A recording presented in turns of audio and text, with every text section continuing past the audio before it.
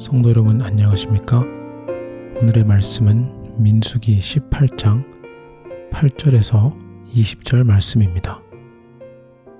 어제 말씀에서는 제사장들과 레위지파가 어떠한 역할과 임무들을 수행했어야 되는지를 하나님께서 말씀해 주셨습니다.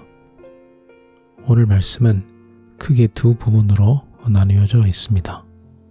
8절에서 11절 말씀은 이스라엘 백성들이 하나님께 제사를 드릴 때에 그 제사에 올려지는 일부의 음식은 제사장들의 몫이 된다는 내용의 말씀입니다.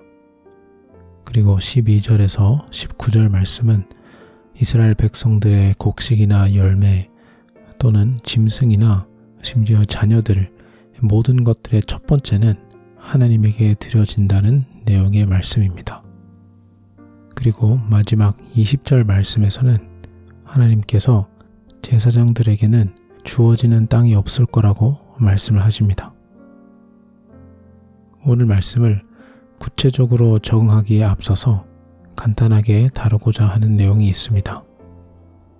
가끔 저희가 제사장들 관련된 내용이나 레위지파에 관련된 내용을 적용해 볼 때에 이 말씀들은 교회를 풀타임으로 섬기시는 목사님 같은 분들에게만 적용이 되는 말씀인지 아니면 모든 그리스도인들에게 적용이 되는 말씀인지 의문이 들 수가 있습니다.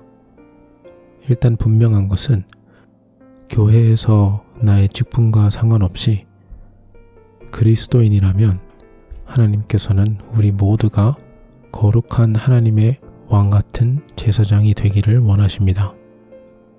베드로전서 2장 5절 말씀을 현대인의 성경으로 읽어드리겠습니다. 여러분도 산 돌처럼 영적인 집을 짓는 데 쓰이도록 하십시오. 거기서 여러분은 예수 그리스도를 통해 하나님이 기쁘게 받으실 영적 제사를 드릴 거룩한 제사장이 될 것입니다. 그리고 9절 말씀에 그러나 여러분은 하나님이 선택하신 민족이며 왕 같은 제사장이요 거룩한 나라요 하나님의 소유된 백성입니다. 물론 베드로전서 2장 말씀 이외에도 예수님께서 오신 이후의 삶을 사는 저희들은 모든 그리스도인들은 하나님의 거룩한 백성으로 때로는 레위지파처럼 때로는 제사장들처럼 하나님께서 맡겨주신 일들을 하며 살아가야 한다는 말씀의 내용들이 많습니다. 오늘 말씀도 마찬가지로 나 자신이 교회에서 어떤 직분을 맡게 되었던 무슨 일을 해야 하던 분명한 것은 우리 모두는 하나님 나라의 확장을 위해서 일을 해야 할 주님의 거룩한 백성입니다. 그래서 오늘 말씀을 하나님께 제사를 올려드리는 이스라엘 백성들 입장에서 적용을 할 수도 있고 하나님께 올려드리는 예물의 일부를 가져가게 될 제사장들 입장에서도 적용을 할 수 있습니다. 일단 제물을 바치는 이스라엘 백성들 입장에서 적용을 해보자면 12절 말씀에 그들이 여호와께 드리는 첫 소산 곧 제일 좋은 기름과 제일 좋은 포도주와 곡식을 너희에게 주었은즉 민수기 15장 말씀에서도 나오고 오늘 말씀에서도 반복해서 나오지만 이스라엘 백성들은 가나안 땅에 들어간 이후에 그들이 거기에서 거두게 될 첫 열매, 첫 곡식 그리고 오늘 말씀에 동물 그리고 심지어 자녀들마저 첫째는 하나님에게 드려지게 된다고 말씀하고 있습니다. 첫째가 바쳐진다는 것은 결국 모든 것을 하나님에게 드린다는 상징으로 바치는 것입니다. 안타깝게도 이 계명을 받은 이후로 이스라엘 백성들이 이러한 율법들을 성실하게 수행해 나갔던 기간들이 그렇게 많지가 않았습니다. 사사들의 시대 때만 해도 이스라엘 백성들은 각자가 옳다고 생각한 대로 판단하면서 살았다고 되어 있습니다. 오늘날 우리에게는 이러한 율법들이 더 이상 적용되지 않습니다. 가끔 어떤 분들은 자신들이 취직을 하게 되어 받게 되는 첫 월급을 하나님에게 드리고자 전부 다 헌금하시는 경우도 있습니다. 오늘날 이러한 드림은 하나님께서 강요하지는 않으십니다.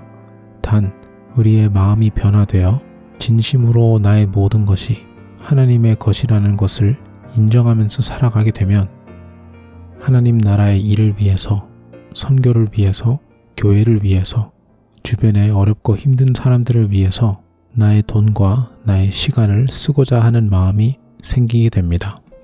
더 나아가 이 땅에서는 법적으로 나의 소유라고 지정되어 있는 것들이 결국에 다 하나님의 것이라는 것을 인정하게 됩니다. 이 자세는 우리의 자녀들에게도 똑같이 해당이 됩니다. 나의 자녀가 어떠한 사람이 되었으면 좋겠다라는 꿈과 희망은 가질 수 있지만 하나님께서 우리의 아들들과 딸들을 어떻게 당신의 영광을 위해서 사용하실지가 우선입니다.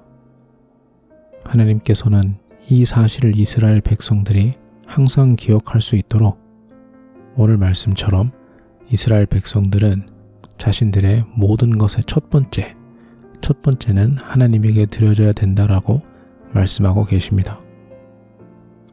오늘날 저와 여러분에게도 그 율법의 의미는 여전히 해당이 됩니다.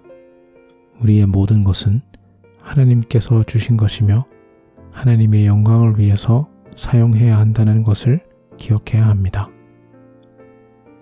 오늘 말씀 20절을 현대인의 성경으로 읽어드리겠습니다. 여호와께서 또 아론에게 말씀하셨다. 이스라엘 땅에서 내가 물려받은 유산이나 재산은 아무것도 없다. 그것은 나 여호와가 너의 재산이며 유산이기 때문이다. 제사장들은 스스로 생계를 유지할 수 있는 방법이 없었습니다. 진짜로 하나님에게 의존할 수밖에 없는 상황인 것입니다. 8절 말씀부터 제사장들이 어떠한 것들을 가져갈 수 있고에 대한 내용이 나옵니다. 그리고 19절 말씀에 이는 여호와 앞에 너와 내 후손에게 영원한 소금 언약이니라 라고 말씀하십니다. 현대인의 성경에서는 내 후손과 맺는 불변의 계약이다 라고 되어 있습니다. 그 당시에는 소금은 불에도 잘 타지 않고 썩지도 않고 영원히 존재할 것 같은 물질로서 소금 언약이라는 표현을 영원히 변하지 않는 계약이라는 뜻으로 사용했습니다. 하나님께서 제사장들을 돌보아 주시기로 약속하셨던 것처럼 오늘날 저와 여러분들 또한 하나님의 보호 아래, 하나님의 섭리 안에서 살아가고 있습니다. 하나님께서는 당신의 나라의 거룩한 백성이며 왕같은 제사장들인 저와 여러분들과 영원히 함께 하시고 우리의 필요한 것들을 채워주실 것이라고 말씀하십니다. 우리의 육체적인 필요뿐만 아니라 나의 영혼의 필요까지 주님께서 잘 알고 계십니다. 그 모든 것들을 충족하시기 위해 20절 말씀처럼 주님께서는 우리에게 어떠한 유산이나 재산보다 여호와께서 직접 우리의 재산이며 유산이 되실 거라고 약속하십니다. 우리에게 필요한 것은 하나님께서 나에게 주실 무언가가 필요한 게 아닙니다. 내가 이 세상 모든 것들을 다 가진다 하여도 나의 영혼을 구하고 나의 영혼을 도와줄 수 있는 것은 아무것도 없습니다. 하나님이 나에게 주실 무언가가 필요한 게 아니라 우리는 하나님이 필요한 것입니다. 그리고 구멍난 우리의 영혼을 회복시키시기 위해 하나님께서 직접 이 땅에 내려오셨습니다. 그리고 십자가에 죽으시고 부활하시고 그 이후로도 우리가 그 무엇보다 하나님 당신이 필요하다는 것을 알기에 성령님을 보내셔서 우리와 늘 함께하고 계십니다. 우리에게 가장 필요한 하나님과의 동행, 나와 동행하시는 하나님을 제사장들처럼 온전히 의지하고 살아가는 저와 여러분이 되시기를 간절히 소망합니다. 기도하겠습니다. 하느님 아버지, 내가 가지고 있는 모든 것이 당신의 것이라는 것을 고백합니다. 하지만 우리에게 가진 것이 아무리 많아도 우리에게 가장 필요한 것은 하나님 당신 한 분이라는 것을 잊지 않으며 살아갈 수 있도록 주여 인도하여 주시옵소서. 하나님 당신 한 분만이 나의 유산이며 나의 재산이 되어 온전히 주님만 의지하며 살아갈 수 있는 저희 모두가 될 수 있게 주여 인도하여 주시옵소서. 감사드리며 예수님 이름으로 기도드립니다. 아멘.